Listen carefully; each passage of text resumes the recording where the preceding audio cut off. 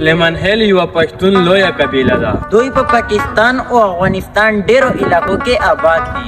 سلیمان خېل غلجي پښتون قبیلې سره تعلق لري. سلیمان خېلو قومونه په عمده توګه د افغانستان د علي خېلو او عمر خېلو اوسیدونکي دي. دینه علاوه د سوات، هریپور، ابتاباد، منصیره، کویټه، دودر، پېښور، اټک، لاهور، کراچي او د پاکستان نور ډیر برخو کې هم آباد دي.